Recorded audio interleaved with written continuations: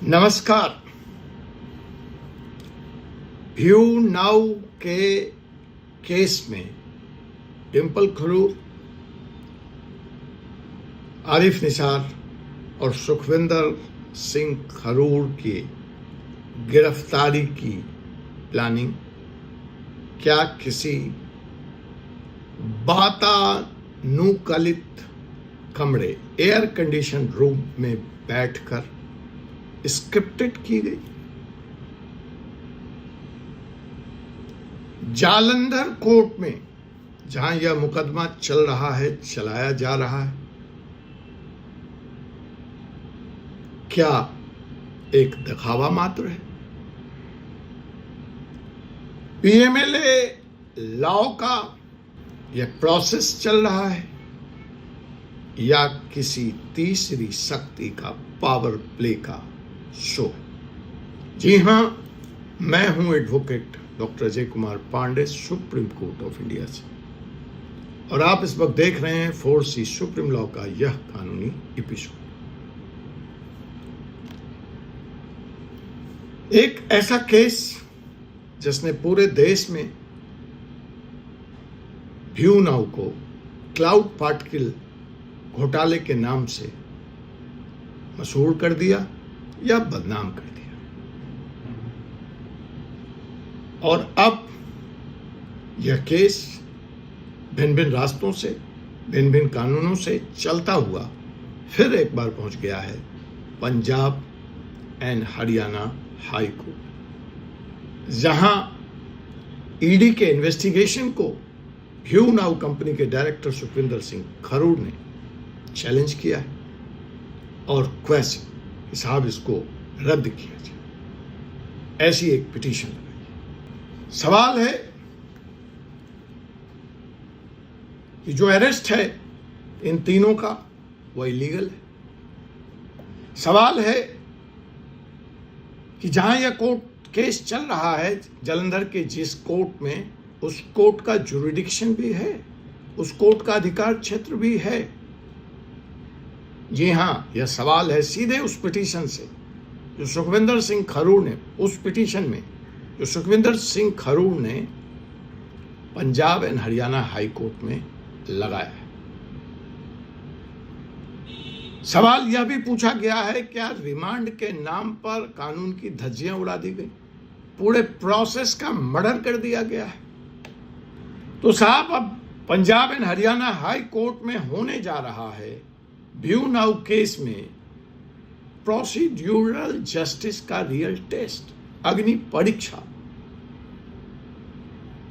Let's decode the latest petition filed in the Punjab and Haryana court, Haryana high court by view now. दोस्तों, मैं हूं advocate doctor Ajay Kumar Pandey, advocate supreme court of India से, और इस वक्त आप देख रहे हैं 4C सुप्रीम लॉ का कानूनी चैनल और आपका विशेष कार्यक्रम व्यू नाउ केस में, जहां हम लेकर आते हैं सबसे सटीक, सबसे पहले कानूनी जानकारी। इस वीडियो में आगे बढ़ूं उसके पहले मैं ये बता दूं कि मेरा उद्देश्य न किसी का पक्ष लेना है, न किसी का विरोध करना, न मेरा उद्देश्य केस के रिजल्ट को प्रभावित करना है। मैं तो सिर्फ पिटीशन लगने के बाद, और इसका संज्ञान Punjab and Haryana high court ने लिया है और नोटिस जारी की है ईडी को, उनसे अपना जवाब दाखिल करने को कहा है। इसमें जो तीसरी एंगल हुई है, जो बहुत महत्वपूर्ण है, जिस पर मैं पहले भी वीडियो लेकर आ चुका हूं, वह यह है कि पहली बार इन्वेस्टर इस लिटिगेशंस में शामिल हुए। वो कह रहे हैं कि जो पैसा है वो हमारा है, वो हमें रिलीज किया जाए। तो इन सब के मद्देनजर यह केस अब एक नए एंगल के साथ पुनः एक बार Punjab and Haryana high court में है, जहां पहले एक बार व्यू नाउ को, उसके डायरेक्टर्स को रिलीफ नहीं मिली थी। तब अनफ्रीजिंग ऑफ बैंक अकाउंट्स की बात थी। अब पूरे के पूरे प्रोसेस को, पूरे के पूरे कंप्लेन को, पूरे के पूरे रिमांड को, पूरे के पूरे अरेस्ट को चैलेंज किया गया है और क्वेशिंग पिटीशन लगाई गई। तो आइए समझते हैं इस पिटीशन में क्या क्या है। पहली बात जो इस पिटीशन में बड़े शिद्दत से, बड़े जोरदार तरीके से कही गई है कि साहब यह अरेस्ट तो नेपाल से किया गया और यह एक डॉक्यूमेंट्री फिल्म बना दी गई है साहब। एक लीगल प्रोसेस है, ना होकर एक शॉर्ट फिल्म थी। सुखविंदर सिंह खरूड़ जो एक भारतीय नागरिक हैं, उन्होंने कहा कि उनको नेपाल से लाया गया, बिना कानूनी प्रक्रिया का पालन किए हुए। अरेस्ट मेमो दिखाया गया दिल्ली इंदिरा गांधी इंटरनेशनल एयरपोर्ट का, मगर नोटिस और ग्राउंड ऑफ अरेस्ट दोनों पहले से टाइप था। सिर्फ एयरपोर्ट लाकर उस पर साइन किया गया और वह रेडी था, सर्व कर दिया गया। देखिए, सुप्रीम कोर्ट फिलहाल ईडी को लेकर सख्त खिलाफ है और कई मामलों में जहां ground of arrest properly accused को नहीं बताया गया है, नहीं सर्व हुआ है, पूरे के पूरे मसले को सुप्रीम कोर्ट ने, दूसरे हाई कोर्टों ने 1 मिनट में क्वैश कर दिया। अब यहां क्या होगा मैं नहीं कह सकता। किस तरह का प्रूफ सुखविंदर सिंह खरूड़ लेकर आए हैं, जहां वो नोटिस और ग्राउंड ऑफ अरेस्ट दोनों के साथ छेड़छाड़ किए जाने, पहले से उसके टाइप होने, साइंड और रेडी होने का आरोप ईडी पर लगा रहे। पिटीशन के रूप में लेकर वो सामने आए हैं, एफिडेविट पे, ओथ पर वह यह बात कह। सवाल है कि क्या कोई अरेस्ट इस तरह का हो सकता है या होता है, या हम कोई फिल्म बना रहे थे, कोई डॉक्यूमेंट्री बना रहे थे जो हमने अपने ग्रीन रूम में, अपने शूटिंग रूम में शूट कर लिया। साहब लीगल इशू क्या है, कानूनी मसला क्या है? अरेस्ट मेमो 6:20 शाम का है। लॉयर्स को जो सूचना दी गई, देखिए मैं सब कुछ पिटीशन से कह रहा हूं, nothing to be attributed to me. हाँ, जो पिटीशन कह रहा है, जो उसमें सुखविंदर सिंह खरूड़ के वकील ने या सुखविंदर सिंह खरूड़ ने लिखा है, ये साहब अरेस्ट तो हमें, अरेस्ट मेमो 6:20 का है, जबकि हमारे वकील को सूचना 7:55 पे थी, अर्थात कमोबेश 2 घंटे बाद। तो यहां पे एक सवाल खड़ा हो जाता है कानून के नजरिए से कि अरेस्ट पहले हुआ या मेमो पहले लिखा गया।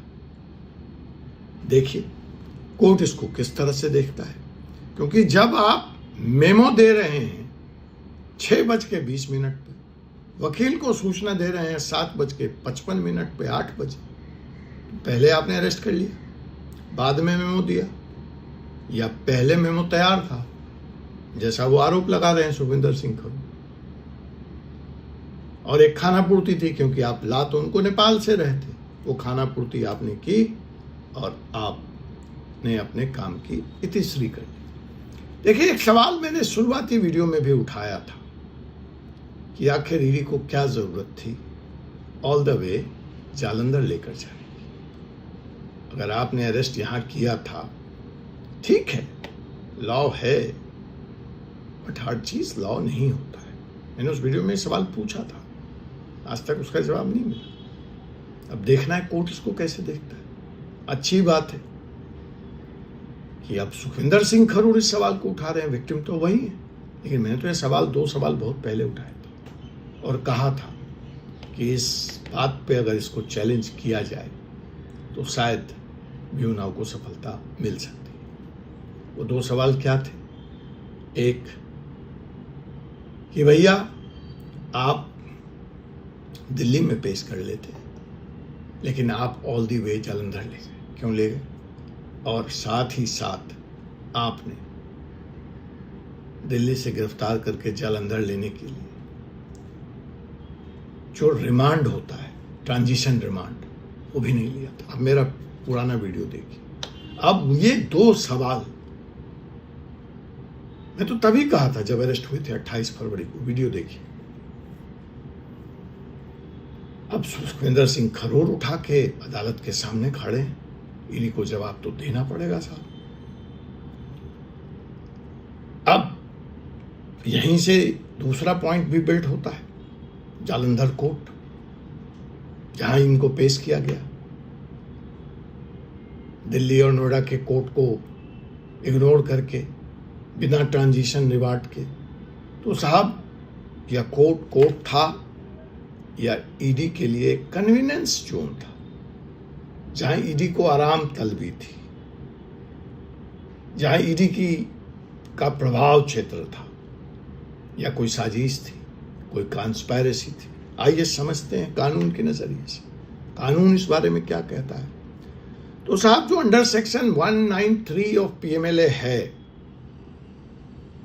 वो जुडिक्शन के सवाल पर यह कहता है कि साहब उसी कोर्ट का जुडिक्शन बनेगा जहां ये प्रेडिकेट ऑफेंस हुआ है, एक रीजन में, जैसे थाने में होता है, एफआईआर में होता है कि जहां अपराध हुआ है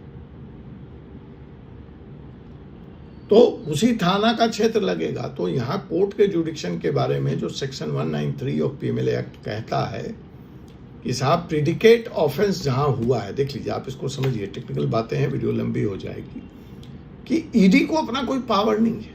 ED comes into force, comes into action once there is a predicate offence.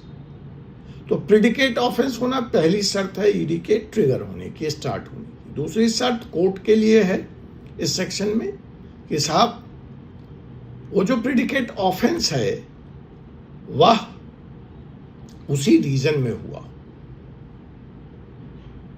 पर यहां क्या हुआ है, एफआईआर नोएडा में हुई,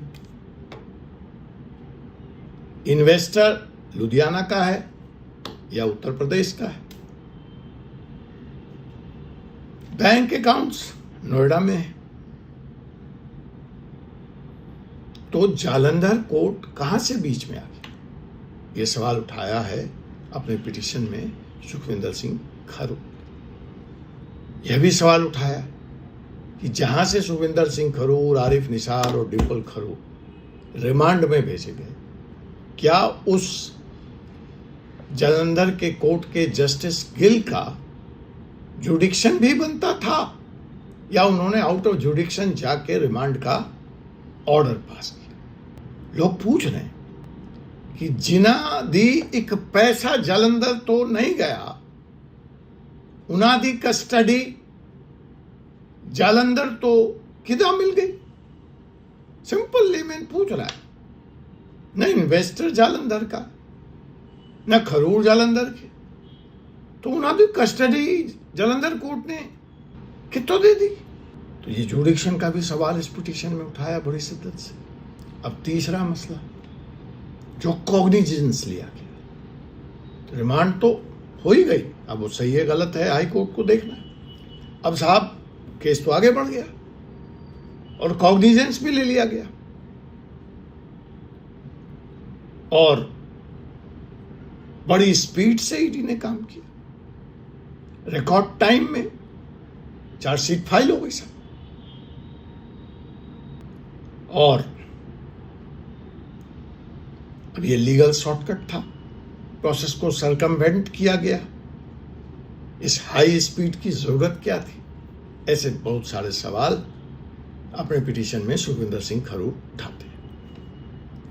24 अप्रैल 2025 ईडी ने एक कुछ आपको बताया था 700-800 पेज की massive complaint running in tube, thousands of pages file की गिल साहब के कोर्ट।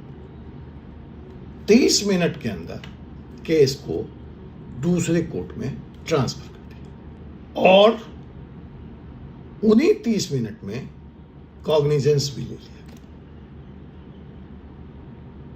दूसरी कोर्ट जहां ये मैटर ट्रांसफर हो गया। अब देखिए, जो सेक्शन 223B NSS ये मैंडेटरी कहता है कि साहब आप कॉग्निजेंस तब तक नहीं ले सकते। अभी एक मामला सुप्रीम कोर्ट ने इसी बात पे उड़ा दिया ईडी का कि साहब, the right of accused of natural justice was not allowed to him. He was not heard.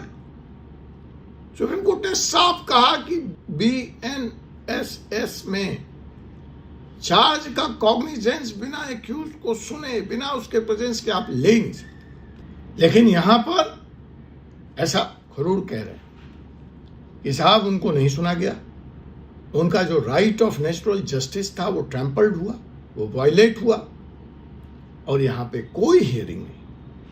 वो यह भी पूछ रहे कि क्या एक जज हजारों पेज में आई हुई कंप्लेन को 30 मिनट के अंदर पढ़ सकता है और पढ़ के अपना जुडिशियल माइंड भी अप्लाई करके डिसीजन दे सकता है? कैन ए जज read really thousands of pages and apply judicial mind in 30 minutes? That's the question being asked in this petition. अब ये टेस्ट तो Punjab and Haryana high court को करना है। Let's wait for the outcome. But it is interesting. Now it is becoming interesting because View Now is coming back in the fight. फिर previous video पे जाइए।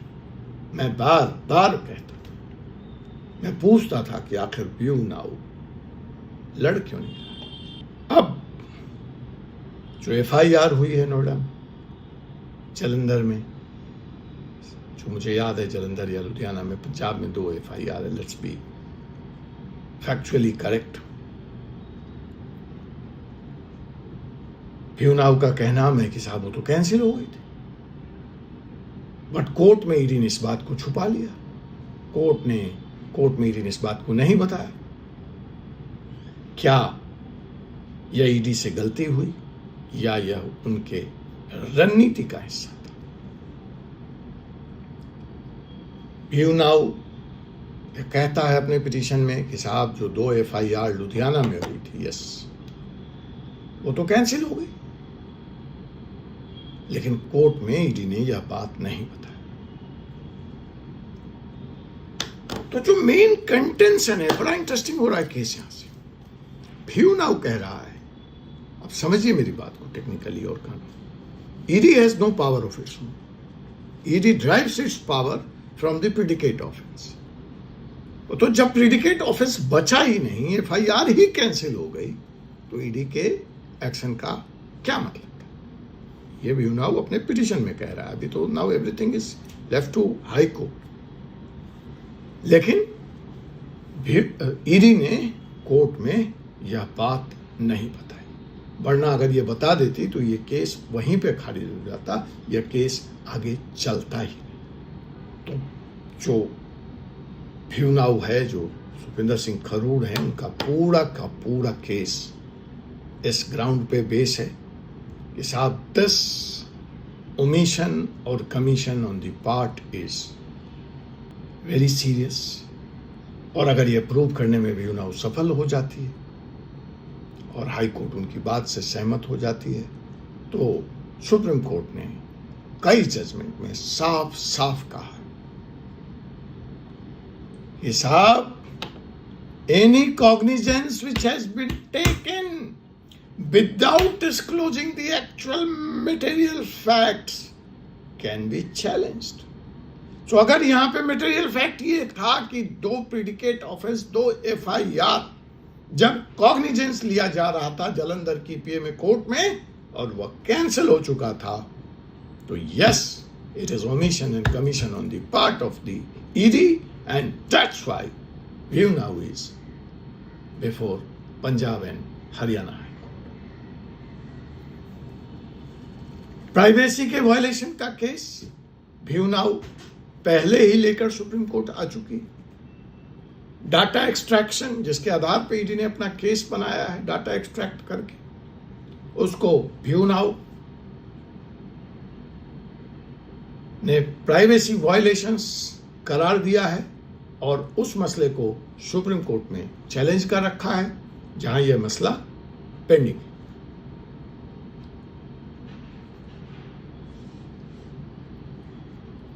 तो View Now कहती है अपने इस पिटीशन में कि जब डाटा जिसको आप आधार बना रहे हैं वह केस पेंडिंग है सुप्रीम कोर्ट में, आपको वहां से नोटिस इशूड है और उसी आधार पर यहां आप पीएमएलए कोर्ट जालंधर की मुझे रिमांड पे भेज रही to confront me with the same data जो प्रेजुडिस मैटर है। और यहां पर केस पुट्टुस्वामी 2017 को कोट करती है व्यू नाउ अपने पिटीशन कि साहब केस पुट्टुस्वामी 2017 के जजमेंट के बाद यह साफ हो चुका है कि right to privacy is the constitutional right. देखिए इसमें सुप्रीम कोर्ट में एक और केस में यहां तक अधिकार देता है एक्यूज को कि आप एक्यूज को उसके मोबाइल का पासवर्ड बताने के लिए कंप्यूटर का उसके आईपैड का बाध्य नहीं कर सकते। You can't force him to open and show the data to you. तो यहां पर इस पिटीशन में यह कहा गया है कि ईडी ने राइट टू प्राइवेसी का वायलेशन किया, केस पुट्टुस्वामी 2017 के जजमेंट को वायलेट किया है और अब यह सारी चीज पूरी तस्वीर हाईकोर्ट के सामने है। दूसरा पक्ष भी अब सामने है। अभी तक यह कार्रवाई एक तरफा चल रही थी, जो ईडी कह रही थी वही सच था, वही जनता के सामने आ रहा था, वही हमारे सामने आ रहा था, वही आपके सामने आ रहा था। लेकिन अब पिटिशनर कह रहा है कि साहब this is a violation of personal liberty and privacy. फैसला तो Punjab and Haryana high court को करना। एक और सवाल उठाया है बड़ी शिद्दत से, वीडियो लंबी हो गई साहब, तो इस पे हम चर्चा करेंगे। बड़ी लंबी पिटीशन है। अगले एपिसोड में ट्रांसफर ऑर्डर का प्रोसीड्यूरल कोलैप्स कैसे हुआ है, हम किसी को सही या गलत नहीं बता रहे हैं, that's for court to decide. Note कर लीजिए, लॉ के दायरे में रहकर, कानून के दायरे में रहकर कुछ सवाल पूछ रहे हैं और उसका जवाब ढूंढ रहे हैं। I want to make it very clear and read it aloud. This video is for public awareness and legal education only. The matter is sub judice before the Punjab and Haryana High Court. No statement in this video are intended to interfere with the ongoing proceedings or prejudice any party's rights. Thank you. You are watching Forces Supreme Law Partner. This is your friend and legal host doctor Jay Kumar Pandey from supreme court. आपसे पुनः मुलाकात होगी एक ऐसे ही विषय के साथ अगले एपिसोड में। तब तक मुझे एडवोकेट डॉक्टर जय कुमार पांडे को अनुमति दीजिए। जय हिंद, जय भारत, जय समता।